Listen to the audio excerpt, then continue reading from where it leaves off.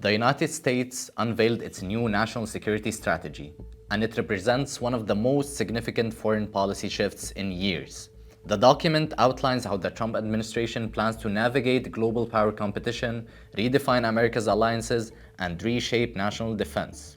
And this time, the message is unmistakable: America first. According to the new plan, the Americas, not Europe, not the Indo-Pacific, are the central arena where Washington wants to reassert its influence. Alongside this regional focus, the document places huge weight on economic and technological strength. Semiconductors, critical minerals, supply chains, and industrial manufacturing.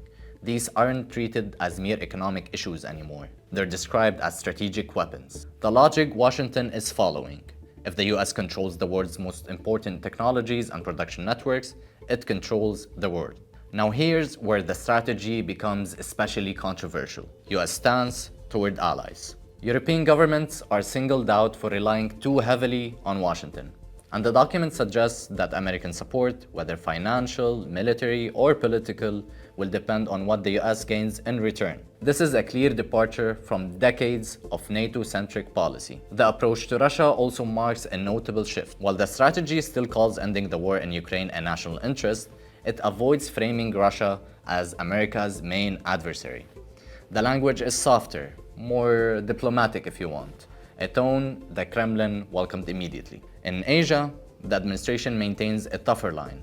The strategy emphasizes deterring Chinese military action, especially around Taiwan and across the First Island chain. But even here, the document does not portray China as the single defining threat to America's future.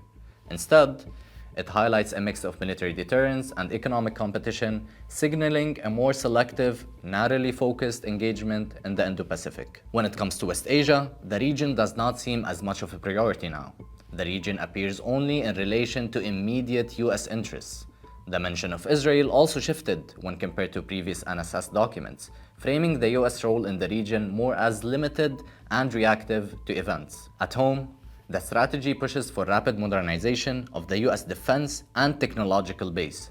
Advanced missile systems, space capabilities, AI, and cyber defense all take center stage.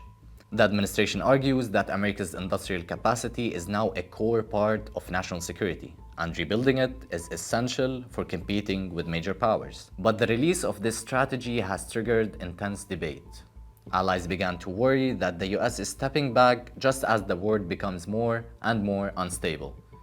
In simple terms, this national security strategy marks a major reorientation. It leans heavily on economic leverage, regional dominance, and selective use of force.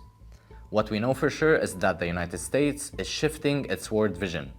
But the question lingers: will Washington abide by this new policy? And how will allies, such as Europe and Israel, react to such a shift?